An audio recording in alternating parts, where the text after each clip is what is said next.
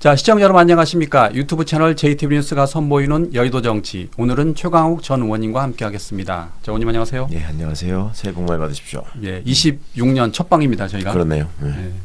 새해 의원님도 좋은 일만 가득하시고 예, 복 많이 받으시기 건강하시기 바랍니다. 예. 자, 민주당이 지금 5대 개혁 입법을 속도를 내고 있습니다. 늦어도 설 연휴 전까지는 처리한다는 계획인데 2차 종합특검, 그리고 통일교와 신천지 특검, 그리고 법원조직법, 법왜곡죄 재판 소원 등입니다. 이 가운데 먼저 2차 종합특검 이야기를 해보도록 하겠습니다. 이게 말 그대로 이제 기존의 1차 특검에 좀 부진한 거를 하겠다는 거잖아요, 의원님? 예, 예. 그러니까 1차 특검이 맞춰지고 나서 좀 아쉬운 점이 있어요. 최근에 뭐 보셨지만 양평 고속도로 문제, 예. 대표적으로 거기 뭐 관련돼서 인수위에 파견 나가 있던 국토부 공무원의 녹취 같은 게 나왔고, 예. 그다음에 이 김건희 동생이 참고로 양평 고속도로는 김건희 씨 오빠 김진우죠. 예. 그렇습니다. 내가 제 동생이라고 했군요. 동생, 그 처음부터 주택 사업을 계획해가지고 2020년이 되니까 그거를 지금 현재 고속도로가 그쪽으로 이제 바뀔 것이다라는 걸 예측한 것처럼 다 이게 바뀌어 있고, 이런 것들이 이제 다 나와서 뭐 명백하게 수사가 꼭 기소로 이어져야 됐을 사안인데 시간 부족이나 여러 가지 사정 때문에 지금 이제 경찰로 이첩이 됐죠. 뭐 그것뿐만 아니라 김건희 그 비서관이었던 김승혜 학폭 무마 사건, 이런 것들도 제대로 다뤄지지 않았고, 그다음에 주가도 해외 관련해서 뭐 조작했느냐 안 했느냐 뭐 이런 것들도 있었잖아요. 그 여러 가지 좀 또 미진한 점들, 윤석열의 또 일반이적이나 매환과 관련해서 추가로 밝혀져야 될 부분, 청와대의 관여는 없었는가, 군 내부에서 더 준동한 자들은 없었는가, 이런 것들이 남아 있어서 사실은 뭐 특검이 종료되는 상황에서부터 많은 분들이 다 기대하셨던 바고, 또 통일교나 신천지 특검 같은 것들은 그간의 어떤 과정들을 통해서 뭐가 문제였고 이 정교 유착이라고 하는 게 얼마나 큰 해악을 끼칠 수 있는지를 드러낸 사례라서 그런 것들. 그다음에 또 이제 남아있는 게 사법개혁 법안이 또 있죠. 원래 연말까지 처리를 약속했던 건데 어쨌거나 정청래 당대표가 설 전까지 다 마무리하겠다고 하니까 잘 지켜봐야 될 것 같습니다. 예, 그 통일교와 신천지 그 의혹을 파헤칠 검경 합동수사본부에 그 김태훈 남부지검장이 이게 선임됐는데 검찰과 경찰 60명 정도로 구성이 된다고 합니다. 그런데 이전에 그 김태훈 남부지검장은 박지원 의원의 그 국정감사에서 뭐라고 그랬냐면, 내라는 중대한 헌정질서 파괴다라고 말을 해서 박지원 의원이 공개적으로 칭찬한 바 있어요. 수원지 고검장님. 네. 내란을 어떻게 생각하세요? 내란은 있어서는 안 됩니다. 좀 바짝 대고 얘기하세요. 네, 있어서는 안 된다고 안 되죠? 생각합니다. 네. 임은정 동부지검 검사장님. 2024년 대한민국에서는 있어서는 안 될 일이고, 검찰 출신인 점에 비춰 보아서라도 법을 모르시는 분이 아니고 헌법이 모르시는 분이 아닌데 저렇게 하실 수 있나 싶어서 후배로서, 국민의 한 사람으로서, 공직자로서 너무 고통스러운 마음입니다. 남부지검 검사장님. 예. 중대한 헌정질서 파괴 행위라고 생각합니다. 바로 그것입니다. 오늘 처음으로 사법부와 또 일부 검찰 간부들과 다른 내란을 그대로 인정해 준 여러분에게 감사의 말씀을 드립니다. 내란은 지금도 지속되고 있습니다. 딱 두 명만 그때 그 얘기했지. 이문정, 김태훈 둘만. 김태훈, 그 김태훈 남부지검장 어떤 사람인가요, 의원님? 원래 이제 나름 잘 나가던 검사였는데 그 윤석열도 자기 똘만이라고 생각하고 키우려고 했는데 뭐 중간에 한번 엇나가는 일이 있었죠. 예. 그래가지고 눈밖에 나서 한직을 돌다가 남부지검장이 됐는데, 사실 특별합동수사본부를 구성해가지고 직급상 검찰이 지휘를 맡아야 된다고 하면은 검찰에서 믿고 맡길 만한 사람이 현재로서 김태훈 정도밖에 없죠. 믿고 맡길 사람이 없다. 그것도 이제 믿음도 어디까지의 믿음일지는 모르겠습니다만은 검찰의 어떤 현실을 볼 때는 그래도 제일 믿을만하고 수사 능력도 있고 뭐 잘 해낼 거라고 생각합니다. 지난번에 그 대장동 항소 포기 관련해서 그 연판장을 안 돌렸던 사람도 임은정과 김태훈 단 2명이었잖아요. 그러니까 이게 이제 검찰이 지금 현재 직면하고 있는 처참한 현실이고, 그럼에도 불구하고 이제 반성이 없는 조직이고, 그럼에도 불구하고 성과를 내야 되는 또 수사가 있기 때문에 이제 그 김태훈 검사장의 역량이 좀 빛을 발해야 될 것 같습니다. 예.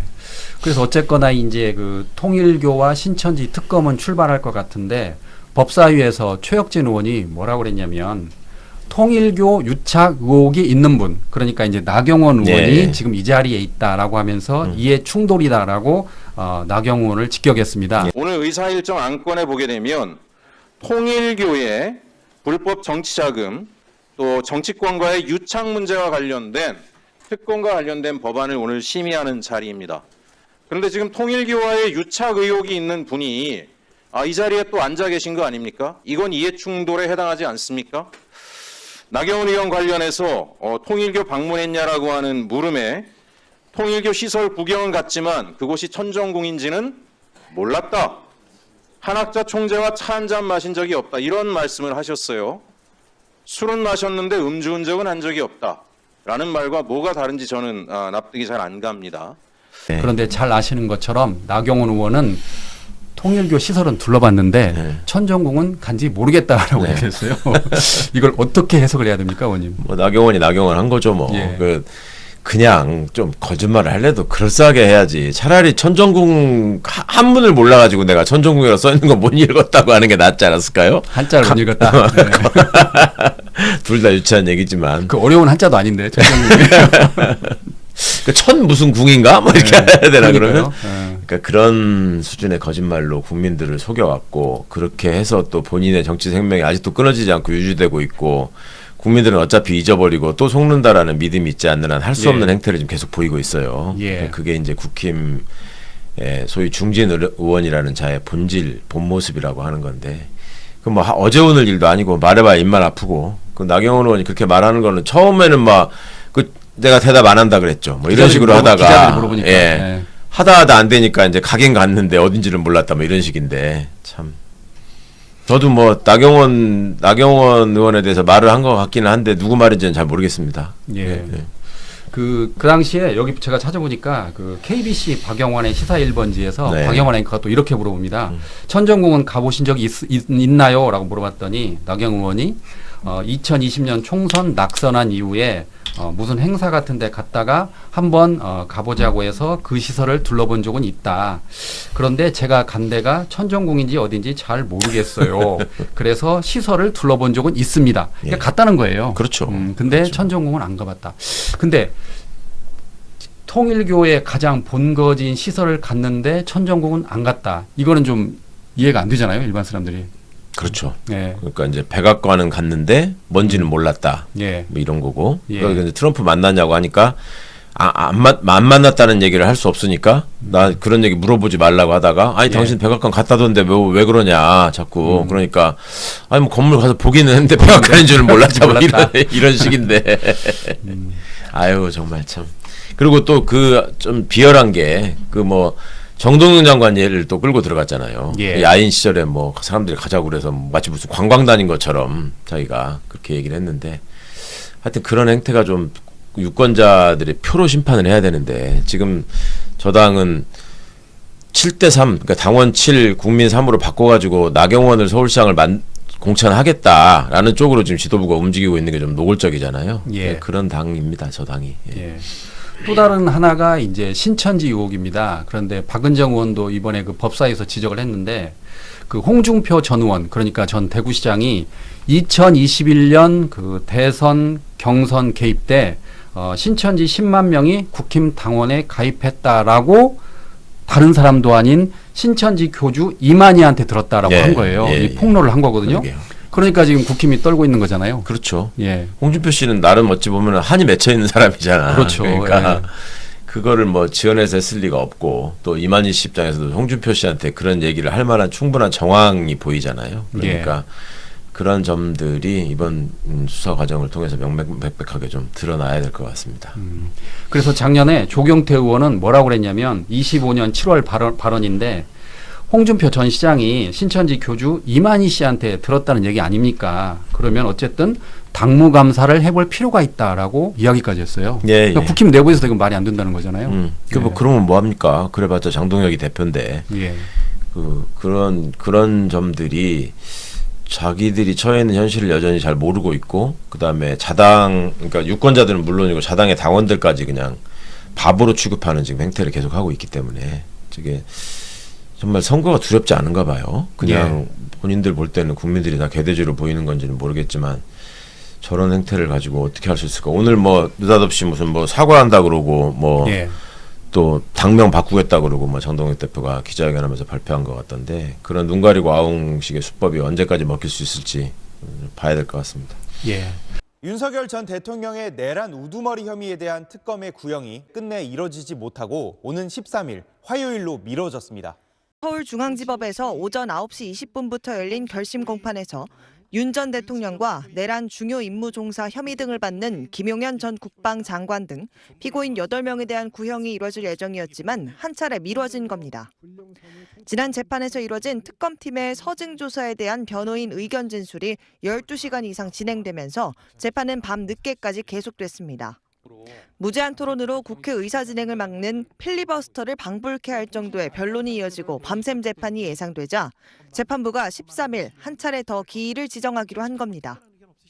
13일 재판에선 윤 전 대통령 측 변호인단이 의견 진술을 한 뒤 특검의 구형 및 최후 진술 등 나머지 절차가 진행될 예정입니다. 윤 전 대통령 측 변호인은 길게는 8시간 분량의 진술을 예고한 바 있습니다. 직위원 부장판사가 2월 달에 이제 선고를 하게 되잖아요. 네. 근데 의원님 입장에서는 사형을 내릴 걸로 보시는 거죠? 직위원이. 무기징역 아니면 사형밖에 없는데 예. 그거를 선고하는 거는 뭐 당연한 건데, 그동안 많이 걱정하셨던 거는 그거였잖아요. 직위원 판사가 본인이 그 날짜 계산을 시간 계산으로 돌려서 이상한 짓을 했듯이, 그다음에 당시에 영장을 구속 취소를 하는 과정에서도 그 무슨 수사권에 의문이 있다는 식으로 뭔 한 자락을 깔았다든지 이런 것 때문에 그냥 공소 기각으로 털어버리는 거 아니냐, 윤석열을 석방하는 거 아니냐는 걱정을 하셨는데 절대 그렇지 않다. 반드시 중형이 나온다라고 제가 한참 전부터 말씀드렸습니다. 계속 중형 나온다고 그랬었죠. 예. 그러니까 이제 그거는 저는 여전히 당연히 그럴 거라고 생각하고, 그 다음에 최근에 이제 그 서해 사건 관련해서 전부 무죄를 다 했는데 감사원과 검찰의 그 최재형 감사원, 유병호 감사원과 윤석열 검찰의 그 장난질이 어느 정도였는지를 보여준 사례였는데, 그거를 재판한 재판장이 직위원이었죠. 예. 그러니까 어떤 한 면을 가지고 걱정하시는 거는 물론 이해가 가는데, 이런 시대 상황이나 누차 말씀드리지만 직위원이도 한국에 살아야 되기 때문에 국민들의 염장을 지르는 아주 이상한 이제 판결은 못한다. 그 말씀을 다시 한번 드리겠습니다. 예. 서해 공무원 관련해서 방금 말씀하신 것처럼 직위원 부장판사가 박지원 의원 등에게 무죄를 선고했고, 그리고 결과적으로 이제 서울중앙지검이 항소를 포기함으로써 박지원 의원의 그 무죄가 확정됐단 말이죠. 결국 검찰이 스스로 조작 기소를 한 걸 시인한 셈이 됐어요. 그렇죠. 그러니까 정치 검찰의 실체라는 게 그런 거죠. 그 박지원 의원 같은 분한테 특히 접어 씌운 혐의는 국정원의 비밀 자료를 없애라고 지시했다는 거거든. 삭제하라고 했다. 보고서 삭제. 예. 근데 그 말 있고 얼마 안 돼 가지고 이미 국정원 서버에 다 보관돼 있다라는 게 나왔단 말이죠. 그럼에도 불구하고 재판을 여태까지 끌다가 지금 한 거란 말이에요. 그러니까 그런 어떤 더러운 권력, 또 거기에 굴종하는 정치 검찰, 또 함께 협잡을 해가지고 뭔가 이익 카르텔을 유지하려는 모습, 이런 것들이 적나라하게 드러나는 사건이라, 박지원 의원 말씀을 들어보니까 당시에 관련돼 있었던 자들 다 그 민사상 손해배상 청구 소송을 내시겠다고 하더라고. 다 확실하게 요새 이제 금융치료라는 말이 유행이던데 확실하게 그러니까 치료가 되길 바랍니다. 박지원 의원도 고생하셨으니까 좀 국가로부터 보상을 좀 받아야겠네요. 그렇죠. 고생을 많이 했잖아요. 그러니까 오죽했으면 대통령이 국무회의 자리에서 그 이야기를 했어요. 그 서해 공무원 관련해서 그 삭제된 보고서가 결국 있는 거 아닙니까? 그럼 이게 말이 됩니까? 라고 이제 당시 정성호 법무부 장관에게 이거는 항소하면 말이 안 되자는 식으로 말을 했어요. 그런 뉘앙스로. 결국 검찰도 항소를 포기했는데 그 와중에 또 명예훼손 관련해서는 또 항소를 했더라고요. 남겨놨죠. 검찰 입장에서는 쪽팔리니까 그런 거 아닙니까? 그렇죠. 뭐라도 이제 그 맨날 수법이에요. 되지도 않는 거 가지고 그렇게 하다가 이게 뭐 그 원래 사건 말아먹는 죄례 수법이 있는 거 없다 그러고 없는 거 있다 그러고 뭐 이러는 거잖아요. 그러니까 이제 국정원 문건 멀쩡하게 있는데 없다 그러고, 김학이 사진 나와 있는데 김학이 아닌 것 같다고 그러고 좌우가 바뀌었다고 그러고 온갖 이상한 짓을 다 했는데 예. 그런 거에 대한 처절한 반성하는 거 못 보셨잖아요. 예. 예, 예. 그러니까 그 당시에 이제 항소 포기할 때 검찰이 이제 그 이러지도 못하고 저러지도 못하고 그래서 저 어떻게 나올지 봤더니 박지원은 끝내 무죄로 놔두고 예. 다른 걸로는 또 명예훼손 혐의로는 이거는 좀 다퉈볼 여지가 있다라고 해서 항소를 하더라고요. 예, 예. 아 이거 참 검찰 결국은 없어지지 않습니까? 올 9월에. 그렇죠. 예. 뭐 민낯을 보이다 이제 막 속 창자까지 다 보이는 건데 그거를 좀 잊지 않으셨으면 좋겠습니다. 이게 어떤 집단이었는지. 예. 자, 이와 별개로 이제 체포방해 혐의에 대해서 1심이 가장 먼저 나옵니다. 1월 16일에 나오는데 제가 한번 살펴봤어요. 윤석열 반응을. 그랬더니 3번 바뀌더라고요. 그러니까 예. 매번 그 호소를 하는데 작년 12월 19일 공판에서는 불의타라고 이야기를 했고 일주일 뒤인 12월 26일에는 선처를 악망합니다라고 했습니다. 네. 똑같죠. 그다음에 또 26년 1월 6일에는 허락을 간청합니다. 그러니까 지금 내 방어권 행사를 위해서 내가 더 할 게 많으니까 선고 기일을 연기해 달라고 했는데 그때마다 백대현 부장판사의 답은 똑같습니다. 1월 16일 선고하겠습니다. 네. 네. 그러니까 많은 분들이 응원하던데 어떻게 보십니까? 네, 그러니까 1월 16일 날 선고하는 걸 두려워하는 이유가 있는 거죠. 이제 그때부터 선고가 나오기 시작하면 예. 뭐랄까 그 분위기가 잡히는 거고 본인 스스로 생각해봐도 유죄가 될 수밖에 없을 것 같거든. 예. 그러니까 시간 끌면서 그 사이에 분탕질 치고 또 지금 저기 베네수엘라 사태가 벌어지니까 무슨 항공모함 청계천에 들어와 있다라고 하는 사람들 있잖아요. 그런 사람들하고 같이 또 편지 써가면서 뭘 해보겠다라고 생각한 것 같은데. 그만큼 이제 겁먹고 있다는 얘기, 그만큼 현실을 부정하고 싶어 한다는 정도의 얘기고, 죄값을 이제 치를 일만 남았습니다, 윤석열은. 그러니까 윤석열은 내용에서 뭐라고 그랬냐면, 그 증거조사기를 지정해서 진행할 수 있도록 허락해 주길 간청합니다라고 그렇죠. 했어요. 그러면서 변호인단은 뭐 증거 300개 내겠다, 500개 내겠다 이러고 400개 있고. 뭐 그러던데요. 그러니까.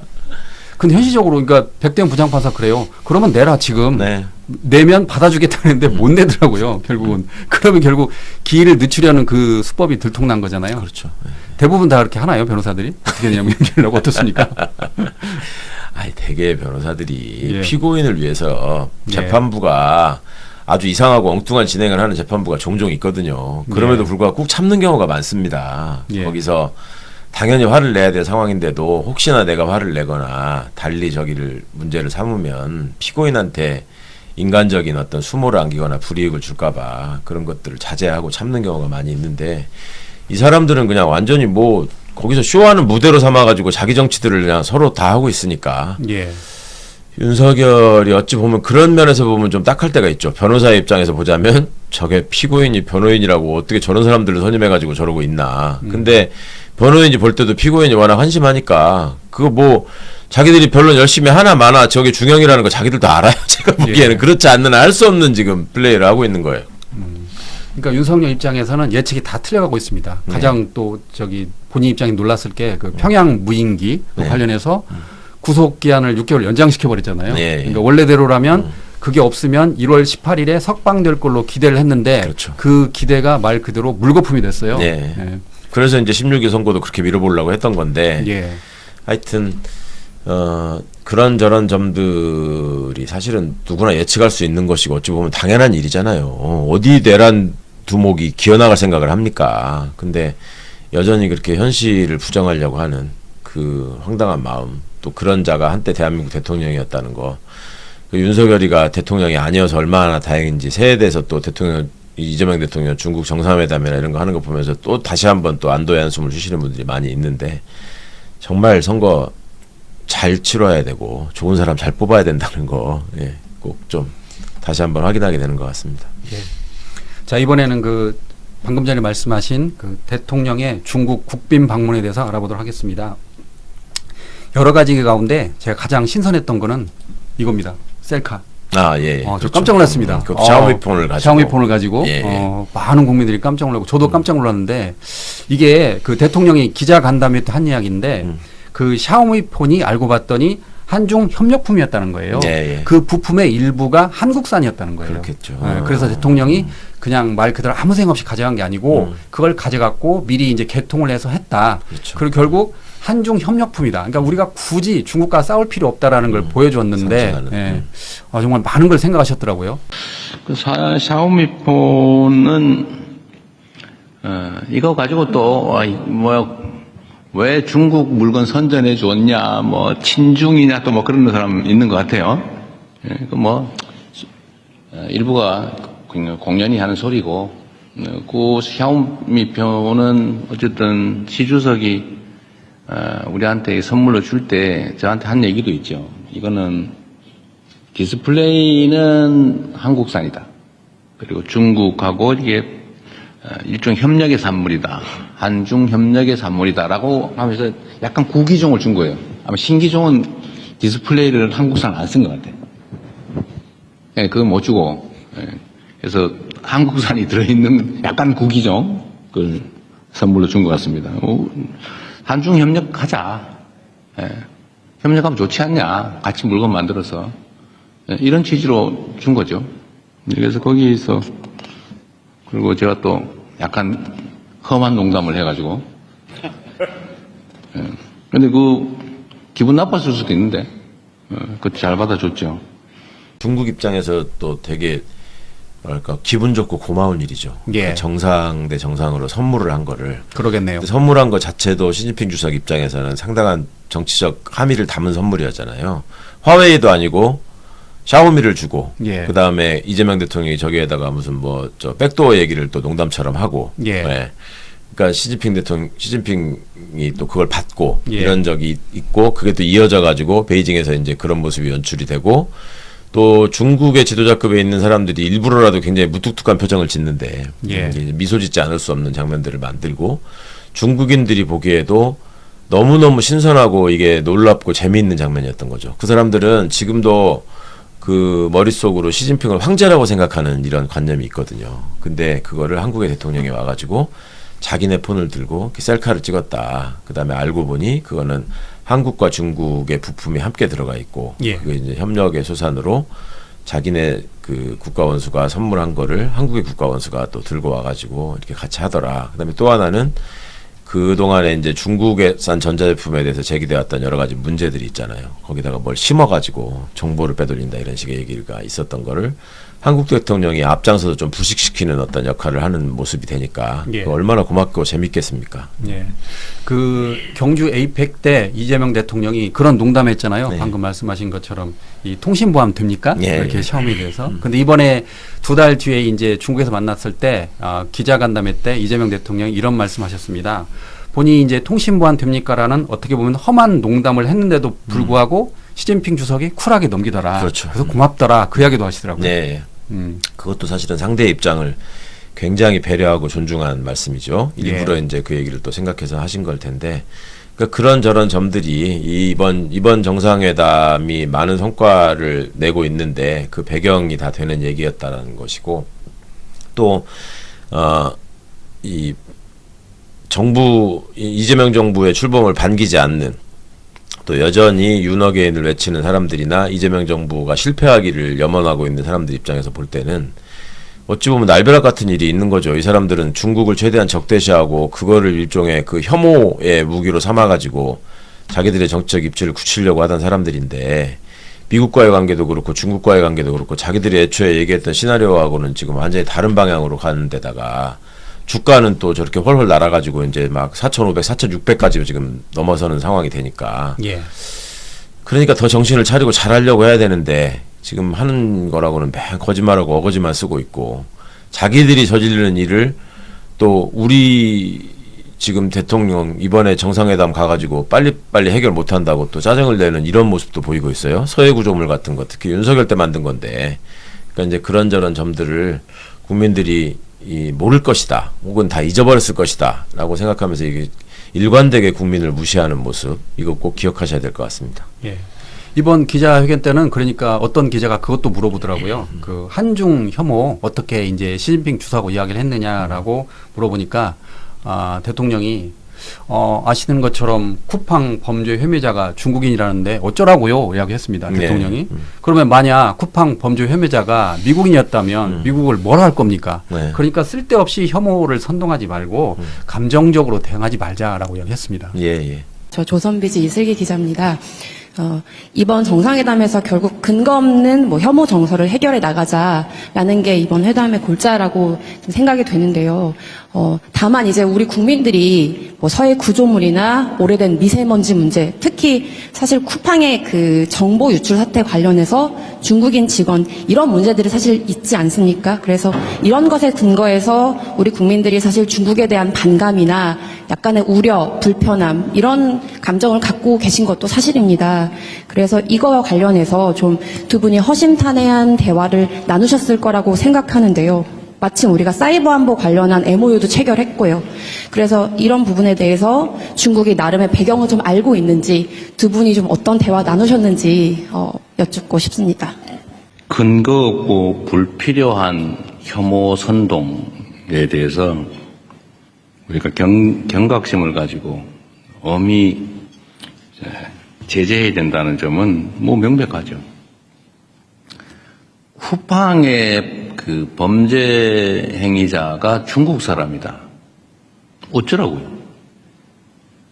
일본 사람이면 그러면 그때부터 일본 사람 미워할 겁니까? 그러면 쿠팡에 그 미국 사람 있으면 이제 미국 무지하게 미워해야 되는데 그건 왜 안 하는 거예요, 도대체? 아무런 그야말로 그것도 근거 없는 얘기죠. 실제로 쿠팡의 주요 범죄자들은 미국 사람 다 아니에요? 미국 사람이죠. 그러니까 검석킴. 예, 그러니까 그런 점들이 이 어떤 정치적 목적이나 아니면 코인팔이를 위해서 얼마나 국민들을 속이고 호도하려고 하는 건지에 대한 일침을 가하신 건데 여전히 꿈에서 깨어나지 못하고 헛소리하는 사람들 지금 계속 있더라고요. 지금 베네수엘라 사태를 보면서 그거를 어떻게든 우리나라에다가 갖다 붙이려고 하는 시도를 나경원, 전한길 이런 자들이 하던데 제발 좀 정신 차리기를 바랍니다. 그와 관련해서 이제 시진핑 주석이 역사의 올바른 편이라고 이야기를 했잖아요. 서달라고. 그러니까 기자들과 그 이야기했습니다. 이거 혹시 베네수엘라 관련해서 시진핑 주석의 그런 발언을 한 것 같은데 의도를 어떻게 생각하느냐라고 했더니 이재명 대통령이 저는 공자 말씀으로 들었습니다라고 아주 쿨하게 넘기시더라고요. 그러니까 이제 말 그대로 이렇게 너무 어떤 질문에 대해서 어떤 그 매몰되지 말고 이렇게 크게 봐야 한다 그런 식으로 해석해뒀는데 참 해석을 잘하신 것 같아요. 그렇죠. 이게 이제 한중 정상회담에서 시진핑 주석께서 하신 말이 그 역사의 올바른 편에 서서 전략적 선택을 해야 한다라고 모두 발언에서 발언을 했는데 역사의 올바른 편이라는 말이 이제 중국에서 자주 쓰는 표현이긴 한데 최근에 이제 베네수엘라 사태라든지 중일 갈등도 심화되고 있고 이런 부분이 있어서 좀 그 의미하는 바가 있지 않나 좀 시사하는 바가 있지 않나 하는 의도가 있는 발언이 아닌가라는 생각이 좀 들었는데 대통령께서는 좀 어떻게 들으셨고? 저는 그 말씀을 공자 말씀으로 들었죠. 착하게 잘 살자. 그런 의미로 저는 이해했습니다. 특정한 의미를 부여하고 싶은 의도가 있는지는 모르겠는데 우리가 역사적으로 바른 편에 서기 위해서 노력해야 되는 거 맞지요. 그걸 특정 사안에 염두에 둔 것이라면 저로서야 특별히 또 거기 반응할 필요를 못 느꼈습니다. 그냥 공자 말씀이라서 그렇구나 이렇게 생각했습니다. 이재명 대통령이 워낙 영민하신 분이고 또 임기응변도 능하고 하니까 그러니까 모든 정상들하고 아주 다자회담 할 때도 되게 편하고 친근하게 대화하잖아요. 그런 장점들이 또 나라를 위해서 많은 또 이 기여를 하고 있다는 게 참 다행입니다. 윤석열 같았으면 또 앉아가지고 술이나 먹자고 했을 텐데. 대통령은 또 이번 중국 그 기자간담회 때 이런 이야기도 했습니다. 왜 이재명과 민주당만 연관되면 검찰을 두둔하는지 모르겠다라고 이야기했습니다. 그러니까 일반적으로 이제 어떤 기소를 해서 최종 판단은 법원이 내리잖아요. 그럼 법원이 무죄를 선고하면 검찰이 잘못한 거잖아요. 그렇죠. 그러니까 검찰을 비판해야 되는데 거기에 이재명과 민주당이 얽히면 오히려 검찰을 편을 든다는 거예요. 왜 이렇게 삐딱하게 보느냐라고 이야기하셨습니다. 우리는 통상적으로는 잘못 기소한 검찰을 비판해요. 이거 맞잖아요, 그게. 왜냐하면 최종 판단권은 법원이 가지니까. 그런데 희한하게 거기에 이재명이나 민주당이 관계가 되면은 법원이 판단이 잘못됐다고 검찰을 두둔해요. 그 이상하지 않습니까? 왜 항소 안 했냐고 따져요. 기소한 걸 잘 탓해야지. 왜 법원이 판결을 잘못했다고 항소해서 법원의 판결을 뒤집으라고 합니까? 이게 완전히 중립성을 벗어난 거죠.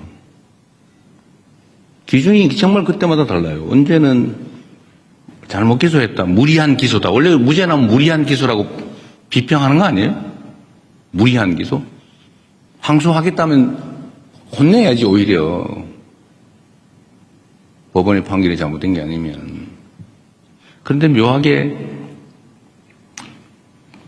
그 검찰이 항소 안 한다고 말이지. 왜 항소 안 했냐고 비난을 해요. 이게 문제다 이거죠. 그래서 이게 서 있는 걸 이렇게 똑바로 안 서고 이밖에 삐딱하게 서 있으니까 세상이 삐딱하게 보이나 그런 생각이 들 때가 있습니다.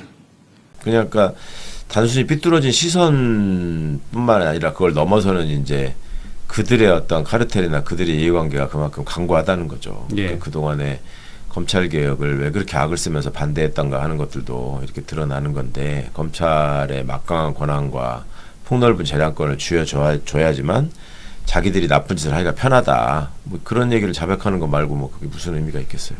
예. 자, 이번에는 국민의힘에 대해서 알아보도록 하겠습니다. 국민의힘 그 장동혁 대표가 비상계엄은 잘못이다라고 이렇게 사과를 하고 당명까지 개정하겠다라고 말했습니다. 민주당에서는 철이 지난 사과다라고 평가철하했습니다. 어떻게 보십니까?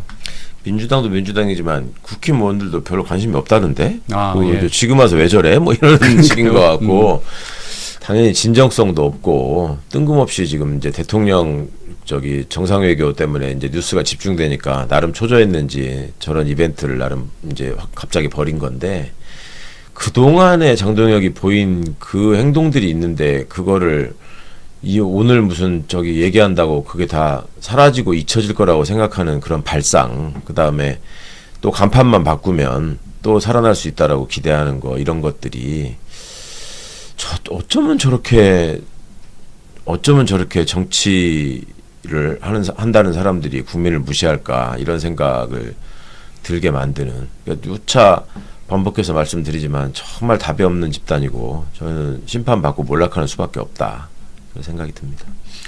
당명은 진짜 바꿀 것 같아요, 보니까.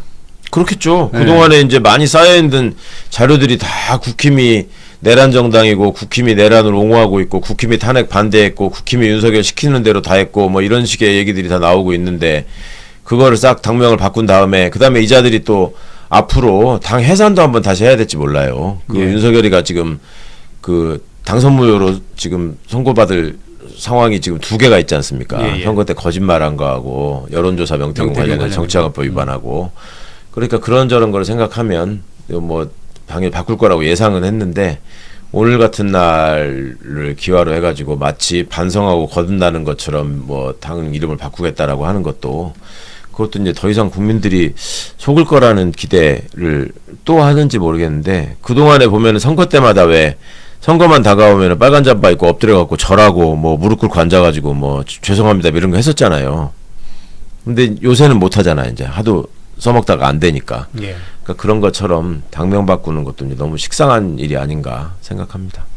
그 제가 언론 보도를 봤더니 그 쇄신안에 윤석열 전 대통령과의 절연 메시지가 담길 거라는 관측이 나왔는데 윤과의 절연 메시지가 없었다는 거예요. 예. 당연히 못하지. 그것 때문에 당대표가 됐는데.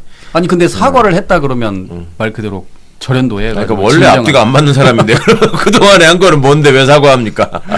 아니 그래도 이 마음을 바뀌었으면 네. 이제 지금 어떻게 보면 이제 선거가 급하니까 그런 거 아니에요. 당연하죠. 지방선거니까. 그러면 내가 잘못했다. 당명도 바꾸겠다. 그리고 이제 윤과 절연하겠다라고 해야 좀 그렇죠. 진정성이 느껴지는 거잖아요. 그래야지 그나마라도 악의가 맞는 건데 그마저도 안 되는 당인 거죠 지금. 예. 어쩔 수 없이 그냥 쇼한 거라는 거 알고는 아무런 의미가 없는. 그리고 또 결정적으로 그 고성국을 지금 고성국 TV 유튜버 거기를 입당했다면서요. 입당시켰다면서요. 네. 예. 이걸 어떻게 해석해야 됩니까 이걸? 거기 그 극우 아닌가요? 그렇죠. 네. 그 뭐 자기들끼리 지금 여전히 이 당은 극우 정당이다라는 걸 다시 한번 각인시키는 퍼포먼스를 예. 했어야 했고 또 그런 세력들이 저 당을 계속 이끌어 간다라는 상징이 아닌가 싶어요. 그러니까 장동혁 같은 사람의 저런 이해할 수 없는 행태, 나경원이 보이는 저런 아주 기괴한 모습 이런 것들이 다 연계돼 있는 거죠. 그런 것들하고. 저는 기자회견을 보면서 이런 생각을 했는데 그러면 장동혁 대표가 전환길과도 절연할 수 있을까? 그 생각도 해봤어요. 응? 어떻게 보십니까? 절대 못하죠. 절대 못하죠. 그러면 진정한 사과로 볼 수 없을 것 같은데. 네, 뭐 그 절연 여부와 무관하게도 그 내용 자체만으로도 사실은 진정한 사과가 될 수가 없는 거고. 예. 무엇보다도 본인이 한 행동이 너무나 모든 거를 다 웅변하고 있어서 그런 걸 그냥 가릴 수 있다고 생각하는 발상 자체가 너무 천박합니다. 국힘 이야기에 나와서 궁금한 건데 지금 장동혁 대표는 서울시장 후보로 나경원 의원을 염두에 두고 있을까요? 그렇겠죠. 왜냐하면 지난번에 오세훈 시장이 예. 면전에서 그 장동혁 대표를 저격했잖아요. 그러니까 왜 절연하지 노골적으로 장동혁도 오세훈에 대한 반감을 드러내는 것 같던데 나경원 씨는 그걸 믿고 지금 열심히 그 아스팔트 극우의 입맛에 맞는 얘기들을 막 그 중얼거리고 있는 것 같아요. 예. 근데 그게 현실적으로도 볼 때 저 국힘이라는 당의 당원 분포나 이런 것들을 보면 여전히 아스팔트 극우가 다수를 점하고 있기 때문에 정치적인 이해관계에 따라서 자신의 이득을 극대화시키기 위해서 정치하는 사람들 입장에서는 거기서 헤어나기가 어려울 겁니다. 예. 자, 다음으로는 그 양평 고속도로 노선에 대해서 알아보도록 하겠습니다. 이게 지금 JTBC의 단독 보도인데 그 서울 양평 고속도로 노선 변경 의혹과 관련해서 김건희 일가가 변경된 노선 종점부에 주택 사업을 계획한 문건이 나왔다라고 단독 보도했습니다.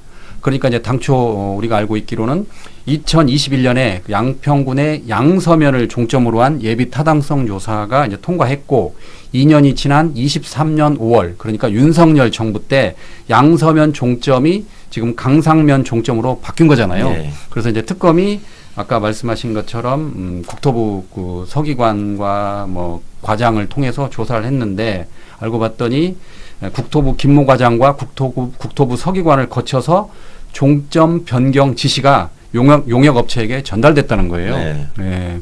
어떻게 보십니까, 그건? 그러니까 그간에 아마 그랬을 거야.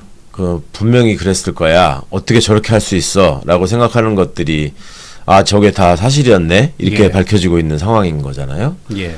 그리고 그걸 통해서 정말 세계사적으로 남을 만한 일종의 폭리를 취하는 수법을 지금 개발해내고 그걸 실천했다. 그리고 대통령이 되자마자 그 땅값 올리는 것부터 이제 꾸며가지고 했다는 거 아닙니까? 예. 그걸 공무원을 동원해가지고 그거를 공무원들 스스로도 그 녹취한 내용을 들어보면은 야 이거 깜빵할 일이야라고 얘기를 하잖아요. 예. 그러니까 그 알고서도 그렇게 하는 공무원들은 또 뭐며 이런 불법적이고 부도덕하고 부정한 정권이 들어섰을 때 얼마나 많은 사람들이 이상해지고 얼마나 많은 사람들이 피해를 보는지 정말 이거는 철저하게 수사해가지고 다 규명하고 정말 예. 역사적인 자료로 남겨야 될 일입니다. 그러다가 그 전부터 제가 그런 말씀을 드렸는데 하여튼 세계 역사상 가장 신박한 부동산 투기 수법이었다. 그 전까지는 어떻게든 그런 개발 정보나 뭐 도로가 뚫린다는 정보 같은 걸 알아내가지고 그 근처에 땅 사놓으려고 하는 게 그게 이제 장동혁 같은 사람 보면은 대표적이잖아요. 고향하고 아무 상관없는 데다가 막 전국을 돌아다니면서 땅 사놓고 이제 그 감 떨어지기를 기다리는 건데 이 사람들은 뭐 그런 것도 소용없이 그냥 그 별 비싸지도 않은 땅 산에다가 사놓고 거기다가 그냥 수도 끌어오고 용도 바꾸고 심지어 고속도로까지 갖다 붙여버리니까 정말 새로운 수법을 개발한 어찌 보면 되게 창의적이긴 한데 그거를 참 권력을 얻고 인수위 출범하자마자 그 일부터 했다라는 게 참 대단한 사람들이라고 하면서 저는 얼마나 나쁜 사람인지 또 한번 확인하게 됩니다. 특검의 조사에 대해서 김건희 씨 오빠 김진우 씨는 뭐라고 그랬냐면 인터넷 게시글을 참고해 만든 것이다. 그러니까. 그러면서 회사의 금융권 대출 목적이라며 종점 변경과 사업이 관련이 없다라고 진술했습니다. 그러니까. 어떻게 이렇게 딱 미리 예측해가지고 딱 맞춰가지고 그렇게 했는지. 예측력이 어마어마합니다. 네, 진짜.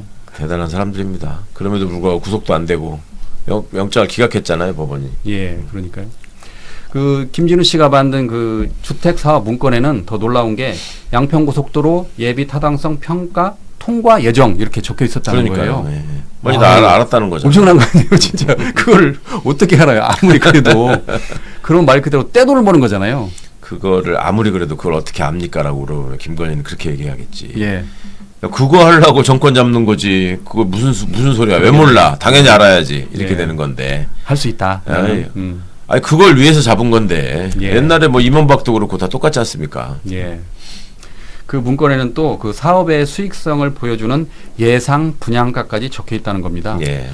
와, 근데 이번에도 그 김진우 씨 측은 은행 대출을 받기 위해 만든 자료였을 뿐 사업 실행 의지는 없었다라고 해명했다는 거예요. 그러니까. 이거를 믿는 사람이 과연 얼마나 될지. 이게 만약 실행됐다면 정말 어마어마한 돈을 버는 거죠. 그렇죠. 예. 그 땅값 자체만으로도 100억이 넘는다던데 그게 고속도로 나고 일부 수용되면서 보상받고 일부는 자기들이 거기다가 또 저런 주택 같은 거 지어가지고 분양해서 또 이득을 얻고 막 이렇게 하려고 했다는 거잖아요. 예, 예. 그냥 뭐 1000억 이런 게 되는 것도 순식간 아닌가? 근데 그런 걸로 그렇게 해먹었으면 됐지. 또 주식 가지고 또 하지. 또 별도로 보석 받아 먹지. 참 저 탐욕의 크기나 이런 한계가 있는 사람들인지. 와. 그러면 지금 돌이켜보면 도이치모터스 주가 조작, 뭐 가방보다는 양평고속도로가 어마어마하게 큰 거네요. 예, 예. 아직 그렇죠. 그 혐의가 드러나지 않아서 그러지 최종적으로. 그렇죠. 예. 그걸 이제 2차 특검, 종합특검에서 털면 이제 말 그대로 빼도 박도 못하는 거네요. 예, 예.